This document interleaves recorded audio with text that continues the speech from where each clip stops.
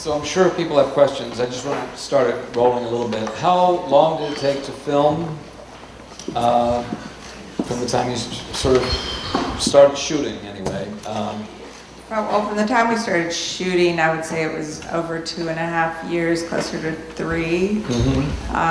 But we had been planning it for even before that. How long in the planning? Probably, well, we started thinking about doing this after we did Buck in 2012. So, long time, but the actual real planning where we were coming in and changing the lights in their ceiling a little bit and doing some fun things to make it look better was probably about 3.5 years ago.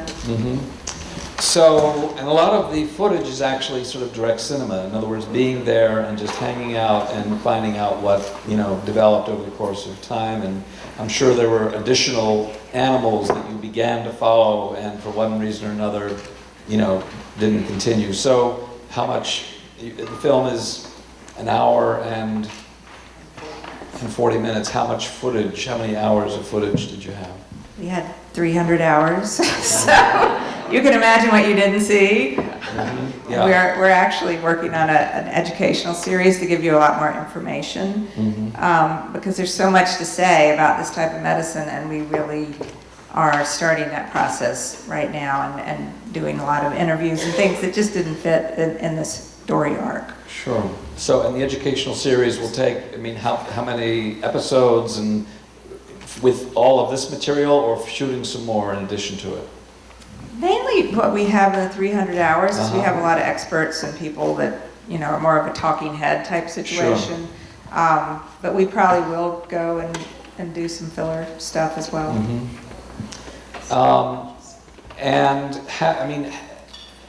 Obviously, you don't spend any time really much thinking about applications to the larger question of healthcare, but it's there in terms of different approaches and more integrative medicine.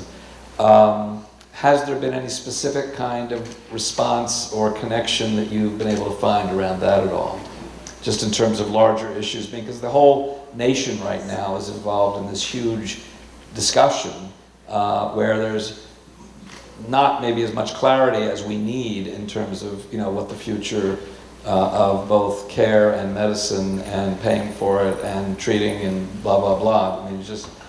It's a huge issue. And just have you had any kind of responses that that point direction out of this film or have helped to raise those issues?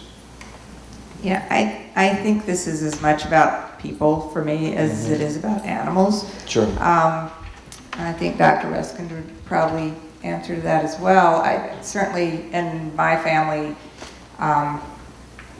we are focused much more on health than disease, and that's what this clinic literally taught me. So a lot of it I learned from my vet, But I don't know, what would you say as far as what you see, your patients follow suit, right? Yeah, it's very common that people come to us and we start talking about what we think is healthcare for pets, and they start to realize, this is what I do for myself. Why haven't I thought to do this for my pet? You're recommending exactly what I'm doing for myself. So, and sometimes it goes the other way around. Sometimes, people bring in their pet for the care that really they should be doing for themselves, and they're not. And then once they see their pet change and become healthy, and they'll start actually trying some of their pet's supplements on themselves.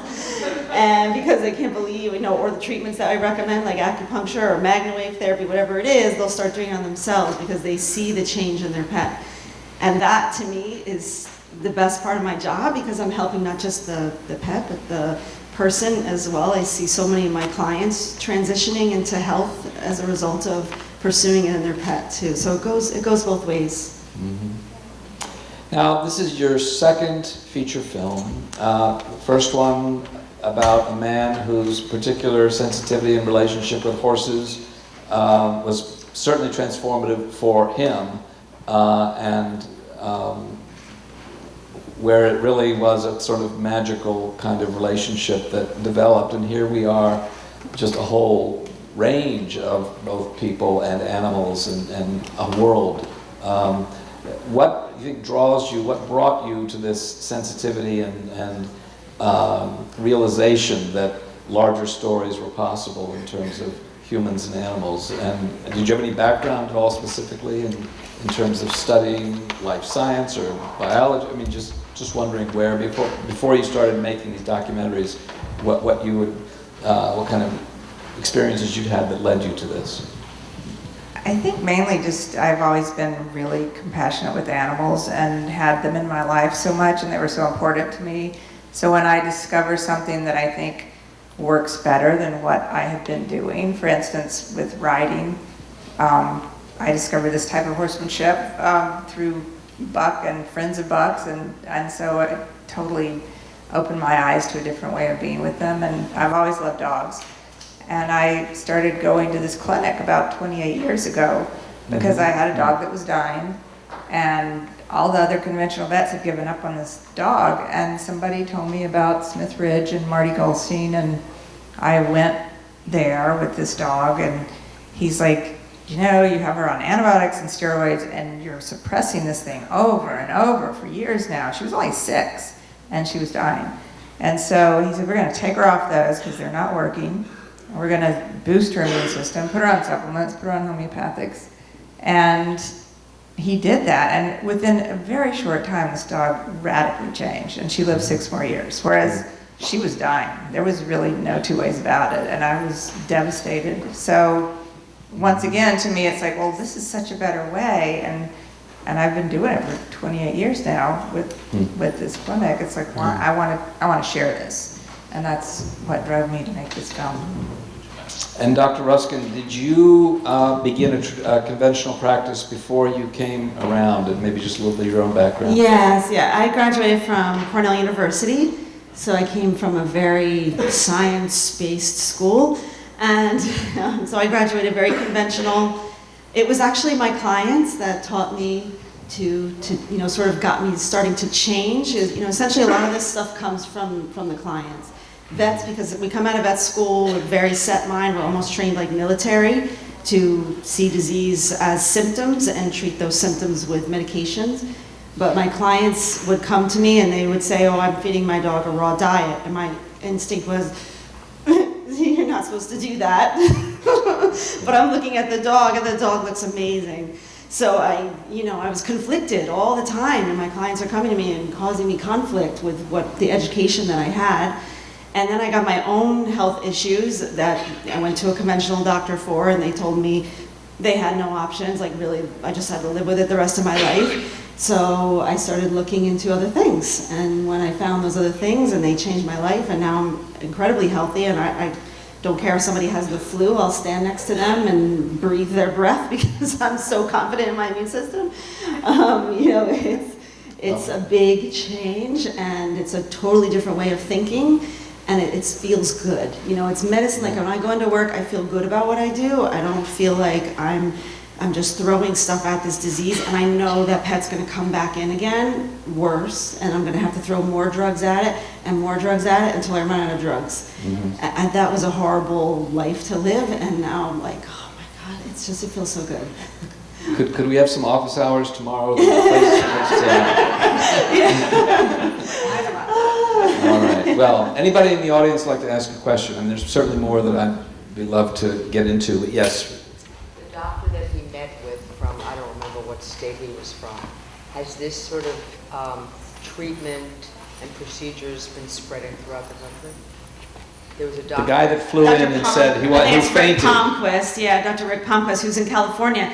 Yeah, I think, you saw in the film that he actually came to our practice to have Dr. Marty's license taken away. And during the time that he was there, he actually was converted to holistic medicine. So this is what happens. Unfortunately, we don't get to see it in school. We don't get to see it at our jobs because it's conventional medicine that's happening. So if we don't get to see it, it's just like anything else. If it's something you don't get to see, you're ignorant of it and you judge it. So until you get to see it with your naked eye, like Dr. Palmquist did, then you change. And it is changing. There's starting to be, acupuncture being taught at vet schools. because acupuncture has research behind it. You know, as long as it has research behind it, it's okay. But you know, there's thousands of years of other therapies that, you know, to me that's the best research. Is if it's survived thousands of years of treating patients, that's, you know, better than a 40-day trial. You know? So yeah, it is getting better. People are waking up to it, but there's still a lot of hard-nosed, you know, this is, you know, bull, and there must be steroids in those herbs, and you know, things like that that you come across. It, you know, it's going to change. It's just slow. Well, when the doctor came to Cornell, what was Cornell's response to that? You know, it was very hard to even, you know, make sure that we could go in there and film this, that when they heard we were making this film. But the kids were amazing. I mean, they had allotted them like half an hour, and then a lot of kids had to go to another class, but a lot of what you saw in the film were the kids that stayed, that didn't have another class, and they stayed over an hour and just asked them question after question. They were very excited. And just quickly going back to Rick Palmquist, he went back to California. He started a very holistic practice. He learned, you know, he went back and learned everything that he could. And now he is the head of the American Holistic Veterinary Medical Foundation. He started, you know, this foundation, and they actually do the research to back up a lot of alternative theories. And so if you ever want to donate to a great cause, for alternative medicine for your pets, it would be the American Holistic Veterinary Medical Foundation.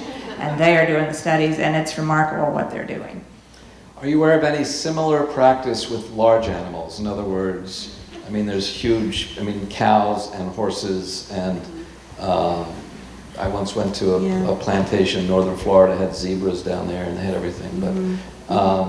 But you know, they're large. I mean, we live in Vermont, and sheep and horses and cows. Are you aware of holistic practices with regard to larger animals? Yeah, there definitely is holistic, more so with horses, I think, because horses are worth a lot of money. You know, what's fascinating about that is when I was a student at Cornell, if you went, so the large animal barn and the small animal hospital are just a hallway away from each other. You would go to the large animal barn and you would see horses getting acupuncture, chiropractic, other types of, you know, alternative therapies. And then you would walk down the hall to the small animal medicine, and they'd be like, ha ha ha, acupuncture is so funny, it's such a joke. You know, so you have, like, even within the same school, you have it being accepted in one part of the hospital and then completely considered a joke in the other part of the hospital. It's such a bizarre phenomenon to me. I was so confused by that when I was in school. And so the students are ready, it's just the school isn't ready. The old school way of thinking is just not ready. But it is happening mostly with equine. Equine definitely, the horses definitely getting holistic medicine. Farm animals, unfortunately, you know, a lot of them, they're just not, they're considered a commodity, not really, you know, so they don't get as much of it. And larger farms, even in Vermont. I mean, I was talking to a relatively young farmer, a former student of mine, a couple of weeks ago, and he said, you know, when we had a farm of 42 cows, we were able to take better care of the cows. The cows were just healthier. And now I'm forced to have 350 cows. I don't see any gain from our point of view or for the health and the productivity of the cows. Yes. I have a 40-year-old pony that lives on my property, and she still runs down the field. So I raise her very naturally, and I have to say I haven't vaccinated her in 20 years, and she's 40 years old, and she looks amazing. So, cool. So what documentary filmmakers have inspired you or interest you, or, you know, whose work you particularly appreciate? oh my goodness, that's a loaded question. There's so many out there. I have so many friends. Julie Goldman was my producer with Buck, and she's done so many amazing. She did One Child Nation, which y'all mentioned earlier, and Jennifer McShane has Ernie and Joe here, and Beth Levinson is here with, oh my God, what's the one about the Made in Boise? Yeah, I've worked with Don Porter. We did Trap together. I've produced a lot. I've only directed 2 films, and this is my second. But I'm very inspired by the filmmakers, especially documentary filmmakers, because our heart is in it. are on low budgets and we work, 7 days a week, and it's people who really care about what they do, I think. And I'm certainly not knocking narrative films go on ahead, any way, it's okay. but I'm just saying that it's a labor of love, because who would spend, 3 to 7 years making a film? It's crazy. Narrative filmmakers do that also, but you're right. I mean, it's a different challenge. Although we're all both telling stories, and of course, what you also see here is a lot of narrative being, presented. I mean, it's a truthful narrative, and that's of course and there's a different kind of truth, I think, in narrative work that people try to achieve. But they're close cousins at the very least. But yes, so, and I think we're lucky, and I actually would argue that the state of independent film today is really about documentaries more than narrative films. I mean, there are some good narrative films being made, but there are more documentaries. I mean, even when you go to Sundance, I mean, it's the docs that really shine, I think. And I think it's partly a question of the state of distribution. It's more money to make a narrative film, and the outlets for it are fewer. You have no public television really support for narrative film. What little there is through like WGBH is going to BBC productions, and so it's something that overall, good for documentary filmmakers to really, shine this light and carry this torch. Let's take one more question or two more questions from the audience. I have first of all, Buck was phenomenal. Thank you. And I'm also into horses, and a question I have about the way Buck was marketed, and did you have a part in that? Because I came to it through the horse world. And so everybody, I'm in Middle Tennessee, and everybody I knew into horses was meeting at the theater to go see Buck. It got promoted through Facebook and all that. That's how I heard about it. And I just wondered if you came up with some kind of marketing plan, or how did that happen? How successful I think was that? Buck just had a life of its own. It came at the right time. There had been a financial crisis, and I think the country was at a low spell, and Buck was really uplifting story, and we played in over 600 theaters, and it just hit a note. So, and we had grassroots people. IFC was great. So we had a great team. We are still looking for distribution for this film, which I'm kind of shocked it's not sold at this point, because, half of America has a dog, and the alternative movement is just massive in this country. I have so many groups calling me saying, we support this film. It's amazing. I know the audience is there, but we're just waiting for the right deal to come along, and we're in talks with some people, but right now I can't tell you where you can see it in the future, or where to send people to the theater in Tennessee, and we hope that will come soon. Yeah, of course, Buck also made some very profound observations about masculinity, I think, which was really part of what made it very strong. Because you're dealing with sort of traditional culture that is associated with sort of machismo, but really it is so contrary to that. Really, I thought it was one of the great revelations. Yes? So it's a wonderful film. It's hard not to think at times about this in a socioeconomic sense. So South Salem, New York is a very affluent community. Joni Evans is a client. We saw people spend extraordinary amounts of money, in some cases in the final days, months, or year of a pet's life. And of course, that's their right. They're the owner of the animal. But what are your thoughts about that in terms of how we're, as a society, there are certain issues around equity and equality and what we saw, and I'm just kind of curious how you thought about that during the making of the film. Well, I'm going to let you talk about that too, but what I saw over and over is that people came there as a last resort, and we were talking about this earlier. Most vets see puppies and more well visits, but what they see is always pretty critical. And when these people come in, they've already spent thousands. This place, I would say, is cheap next to what they've already spent. And cheap is probably the wrong word to use, but for efficiency. these are family members, and I think that, you know, if you look at the statistics, there are just billions, literally billions of dollars are being spent on pets, whether it's their treats, their food, or their medical bills. So I don't think you can judge anybody, but I think that what we learned and what I practice at my house is, you know, if you could just give your dog a higher quality of food, that you can stay out of it. The point of the film is we don't want you to go to the vet. We want you to start doing healthy things with your animal now so that you don't end up having to battle, you know, these diseases. But genetically, our pets are so unhealthy, you know, through these generations of bad food and the things we do to them. I don't know, you must have something to say about that. Yeah, as far as it's sort of being more widely available, I think that will come. Unfortunately, it's mostly more educated people, you know, people that are on a higher monetary scale that know that this exists. And this is the problem, is that it's just not out there enough. You know, it's not mainstream medicine. So you really have to hunt in order to learn about it and to know that it exists. That's, you know, the sad truth of where we're at right now in human medicine and veterinary medicines. People don't even know that this stuff is an option, and that's what we're hoping is going to happen with this film, is that this film will start to teach people that there is more out there than what's being offered in the everyday, you know, the everyday hospital.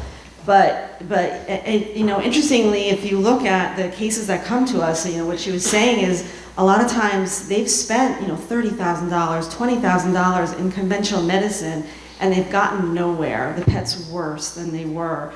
If they had just come to us first, they would have spent $1,000, and the pet would have been better, because that's what ends up happening is we spend a couple thousand, and the pet's better, and the pet's better than they've been in years sometimes. So unfortunately, treating illness is really expensive. Trying to treat for better health is much less expensive.